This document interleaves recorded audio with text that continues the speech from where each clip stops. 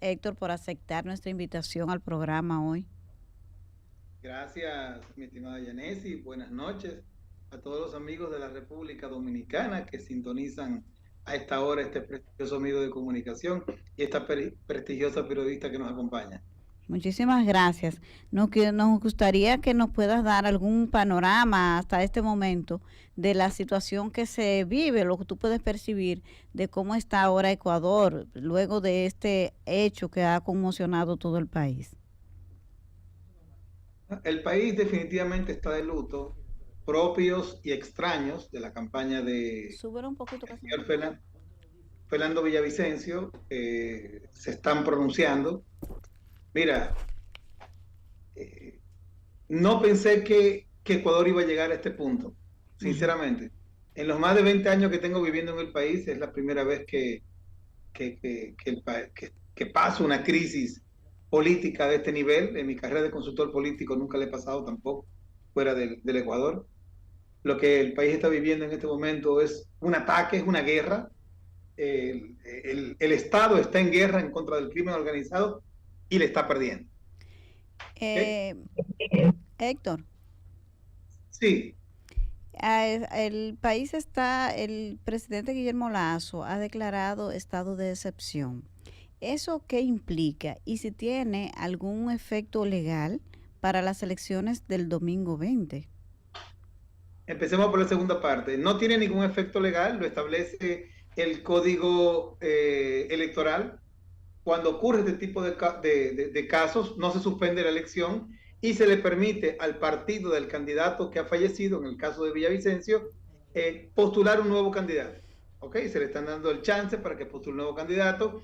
Aún si las boletas electorales ya están impresas, va a salir la cara de Villavicencio, pero los votos se le van a consignar al candidato que designe el partido, que me parece que deberán consignarlo el día sábado, porque el domingo 13 es el debate nacional. Y pasando a la primera parte de tu pregunta, el estado de excepción, lamentablemente en Ecuador, se ha convertido en estado de decepción. Hemos pasado de la excepción, a la crisis, a la decepción, porque al final de los 12 estados de excepción que ha decretado el presidente Guillermo Lasso desde que asumió el poder en el año 2021, no se ha resuelto nada, ningún problema, ninguna clase de obstáculo, de crimen, de situación, de lucha, se ha resuelto con los estados de excepción. Simplemente sacan los militares a la calle unos días, eh, comienzan a parar a la gente, comienzan a hacer bulto, como decimos los caribeños, y luego se van otra vez a sus cuarteles, pero no pasa nada. El estado de excepción definitivamente no resuelve absolutamente nada. Y no creo que ya, a 3 meses de irse del poder el presidente Lazo, porque recordemos que él tiene que abandonar el poder en el mes de noviembre, producto de la muerte cruzada que dictaminó la salida del Congreso y le permite a él gobernar sin Congreso durante 6 meses. En el mes de noviembre ya tiene que salir, y dudo mucho que si no lo hizo cuando tenía plenos poderes como presidente, lo va a hacer en un proceso de transición hasta el mes de noviembre próximo. Héctor, en tu experiencia y como consultor, porque manejas muy bien toda esta situación, ¿qué pasó en Ecuador que evolucionó a este nivel de violencia política? Porque no es el único caso, el asesinato de Villavicencio, es el último de una cadena de hechos. Mira, es que la génesis no tenemos que buscarla en Ecuador porque cometeríamos un error enorme, un error de visión y un error de extensión. La génesis de esta crisis de identidad latinoamericana viene desde hace ya algunos años, desde la mitad de la primera década del siglo XXI, con el ascenso de Hugo Chávez al poder en Venezuela. El ascenso del socialismo del siglo XXI en el marco de la política latinoamericana trajo consigo el aumento de la violencia, de la criminalidad y la toma del poder indirecto de los carteles internacionales de la droga. Todo vino a raíz precisamente, fíjate que en todos los países donde gobierna el socialismo, el nuevo socialismo, no el socialismo europeo, no el Ujú. socialismo europeo, por favor. hablo del socialismo del siglo XXI, ese mal invento del presidente Chávez en Venezuela, ha acarreado en estos países una ola imparable de violencia. ¿Violencia por qué? Ajá. Porque este marco socialista ha venido apalancado con el narcotráfico internacional, así como se escucha, con el Pero, narcotráfico internacional que fue protegido desde Venezuela con el ascenso del cartel de los soles en Venezuela, que financiaron y lideraron buena parte de los cambios de la política latinoamericana en varios países, y eso trajo consigo el aumento de la criminalidad, el aumento de la presión política y precisamente el desmonte de los organismos de inteligencia y seguridad del Estado, como ocurrió en Ecuador, que todo este proceso empezó en el año 2008, cuando el expresidente del Ecuador, Rafael Correa, desmonta el Fort de Manta. El Fort de Manta era la base militar norteamericana. En Ecuador existía hasta el año 2008 una base militar norteamericana en la ciudad de Manta, que se especializaba en el monitoreo y control del espacio aéreo de Ecuador y la frontera con Colombia, y evitaba, ¿qué, señores? El narcotráfico. Evitaba el narcotráfico. Hasta ese momento, Yanesi, anualmente se capturaban en promedio 8 toneladas de cocaína. ¿y ahora Luego, cuánto es? luego de la salida del Fort de Manta, bueno, terminamos el año pasado con 120 toneladas de cocaína. Ay, Dios mío. Entonces, Entonces, aumenta el narcotráfico, Yanesi. el tema de los puertos que están colocados en Manta, en Guayaquil, tiene mucho que ver con ese tráfico internacional, ¿es eso? Por supuesto, en un informe de la DEA del año 2022, se demostró que en Ecuador operan 26 carteles internacionales de droga. El auge de la violencia organizada, porque hay otra violencia que es el crimen callejero, la ratería, que se ha Ujú. convertido en una ratería violenta en los últimos años. Ya no solo te roban un celular, ahora te disparan también luego que te roban el celular. O sea, ya no es ratería común como la que abunda, por ejemplo, en la República Dominicana. Ya Ya. abunda una ratería común, no organizada. En Ecuador ya es una ratería organizada porque se han hasta sindicalizado los rateros. Ay, Dios. Y esa es la ratería en segundo nivel. En primer nivel, el crimen organizado con una serie de bandas, todas afiliadas a carteles internacionales de droga de México y Colombia. Bueno, son como declaraciones muy estremecedoras, pero me gustaría volver a La la agenda realidad, electoral. en la realidad, mi querida periodista, o sea, aquí no hay media tinta, como se dice en argot. Es la realidad de lo que está viviendo el Ecuador. 26 carteles de la droga disputándose 3 puertos principales. El de Guayaquil, que es el principal del Ecuador, el puerto de Manta, puerto pesquero, y el puerto de Esmeralda. Precisamente, las 3 ciudades más peligrosas del país son Guayaquil, Esmeralda y Manta, por el combate que hay entre las bandas criminales por el control de los puertos. Y la violencia en las cárceles también es producto de eso. Por supuesto, en la cárcel están todos los líderes principales de los grupos. Están ahí, están en un lugar en la cárcel. Y cada vez que hacen una requisa por el bendito estado de excepción, le encuentran 200, 300 armas largas, bazooka le han encontrado, granadas, lanzagranadas, bombas de humo. Están mejor equipados que las Fuerzas Armadas. Son Ay, Dios. verdaderos ejércitos. Se calcula que solo 3 bandas, los Lobos, los Choneros y los Latin King, tienen en Ecuador alrededor de 10.000 paramilitares fuertemente armados y listos para matar a quien ellos ordenen. Bueno, mientras tanto, sobre el crimen de Fernando Villavicencio, fueron detenidos, creo que 5 colombianos y un venezolano, 6 colombianos hasta ahora. 6 colombianos y un venezolano acusados de haber cometido el crimen. Pero anoche en la fiscalía asesinan al que supuestamente disparó. ¿Cómo es el asunto? No lo asesinaron, perdón. Este señor fue capturado en el intercambio de disparos que hubo en el momento del asesinato de Fernando Villavicencio. Okay. Él muere de camino a un centro hospitalario. Ya. ¿Okay? No, no, esa versión de que lo asesinaron, eso es totalmente falso. Y la fiscalía lo demostró con cámaras de seguridad. Este Ay, señor, este señor en el momento, este fue el que se bajó de la moto, este fue el primero que disparó. En ya. el momento de disparar a Fernando, a él le disparan, lo hieren, 2 balas le dan, Ujú. lo hieren, y en el proceso de traslado es que el señor muere. No fue que lo ejecutaron. Bien.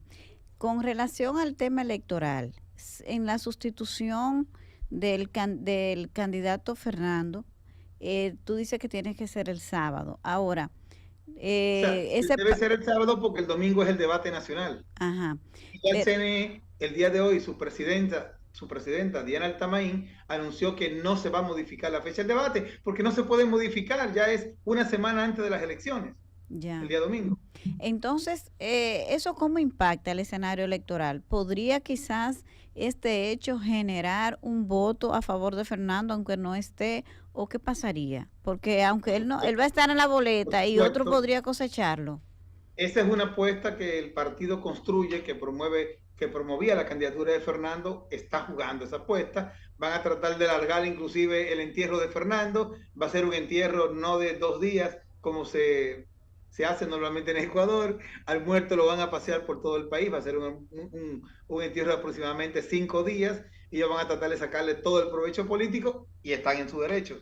No Eh, estoy diciendo que esté mal, están en su derecho de hacerlo, pero se va a montar un show, lamentablemente, de una tragedia en la cual todo el país está sufriendo, sin haber sido devotos, ni seguidores, ni votantes de Fernando Villavicencio. En tu experiencia, ¿esta estrategia podría tener algún efecto importante o no surtirá el efecto que están esperando esos equipos de campaña? Mira, es que es la primera vez que ocurre. No hay un precedente que nos pueda decir esto pasó y pasó de tal manera. Y el último que hubo fue el magnicidio de Luis Carlos Galán Sarmiento en Colombia hace 30 años, llevó al partido Nuevo Liberalismo en la cabeza de César Gaviria a una victoria electoral. Ya, la candidata del correísmo tiene las preferencias en las encuestas. ¿Habrá una definición en primera vuelta o tú crees que va a haber una segunda vuelta? No, no hay posibilidad en Ecuador de una definición en primera vuelta, peor después de la muerte de Fernando Villavicencio. La muerte de Villavicencio es otra raya más para el tigre llamado Rafael Correa, puesto que para gran parte de la opinión pública, el odio que generó Rafael Correa en contra de Villavicencio fue uno de los motores que impulsó el magnicidio contra el candidato presidencial. Entonces se definiría en segunda vuelta. Son seis Por supuesto. candidatos.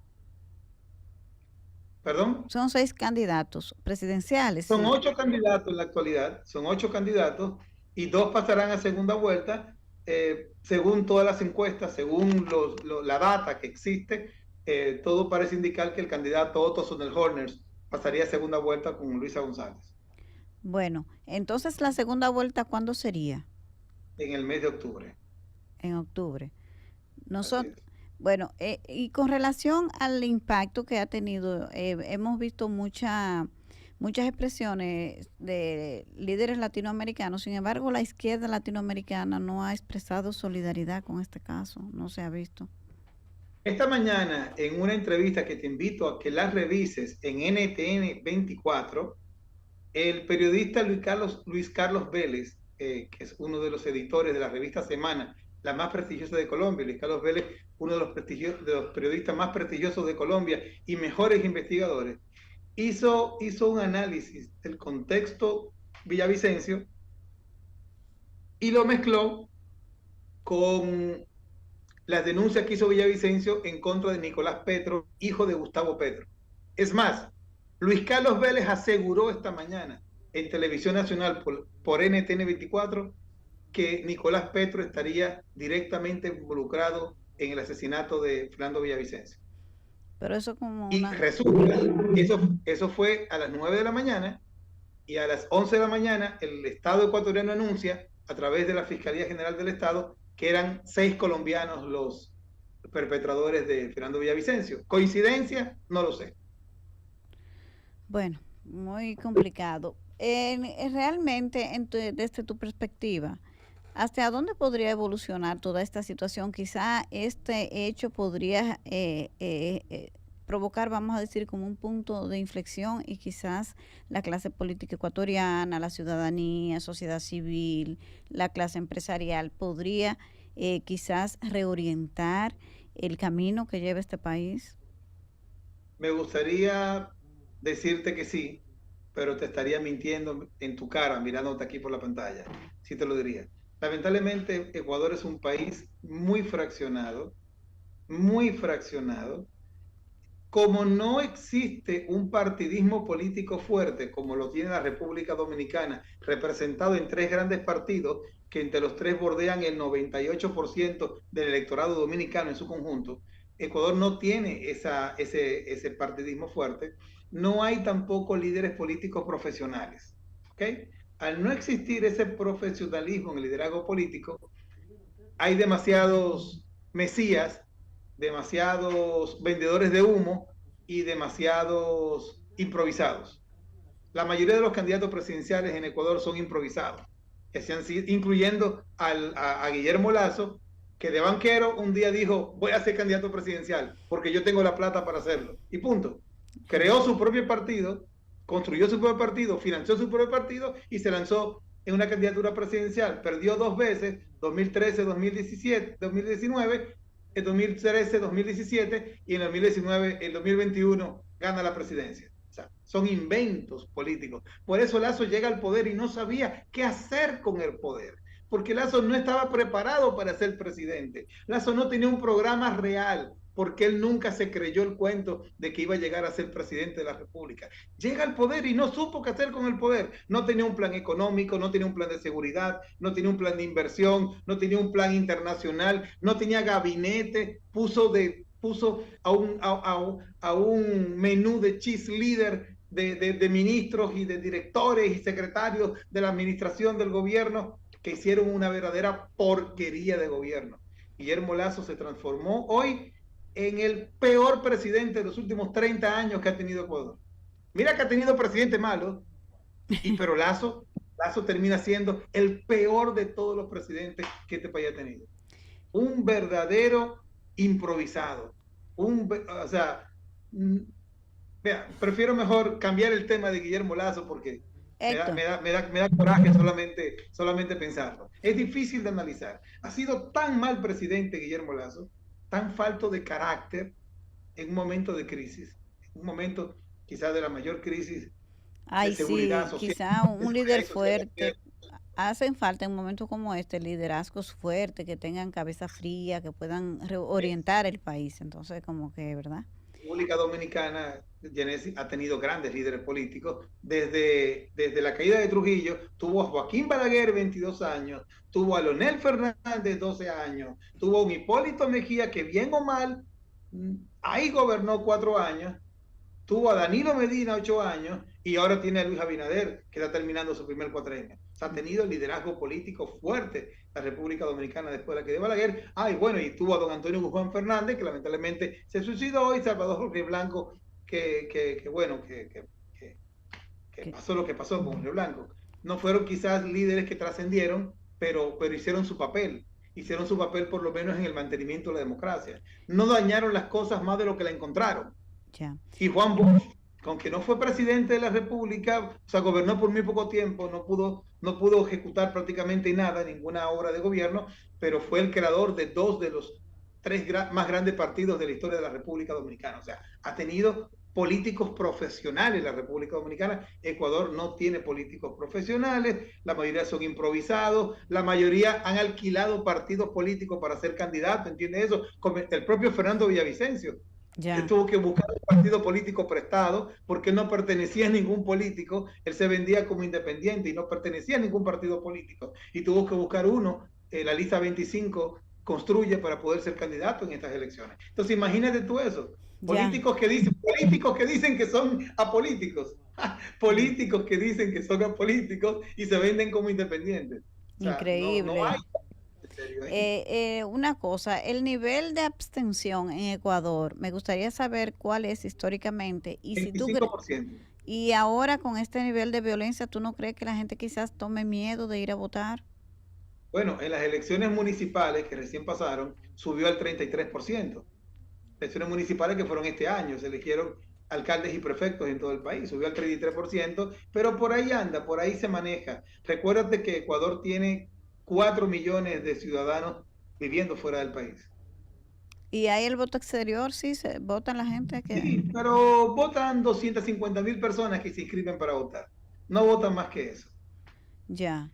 Entonces, no, ¿tú no crees que el nivel de violencia genere que la gente quizás se quede en su casa y por temor no salga a votar? A ver, en Ecuador, a diferencia de la República Dominicana, es obligatorio votar. Y Ah, el no votar implica una multa aproximadamente de $65 que no todo el mundo está dispuesto a pagar. En edades de 16 a 18 años optativo, ellos no pagarían multa si no votan, van si quieren o van si no quieren. 16, 18, pero de 18 a 65 es obligatorio el voto, de 65 años en adelante también es optativo. Y ese es el grupo etario que digamos que más se ausenta junto con los jóvenes de 16 a 18 años. bueno, muchísimas gracias, Héctor, por esta entrevista tan rica en información, en análisis y por entrar en contacto con nosotros para edificar a nuestros seguidores. Siempre es un placer para mí, mi estimado.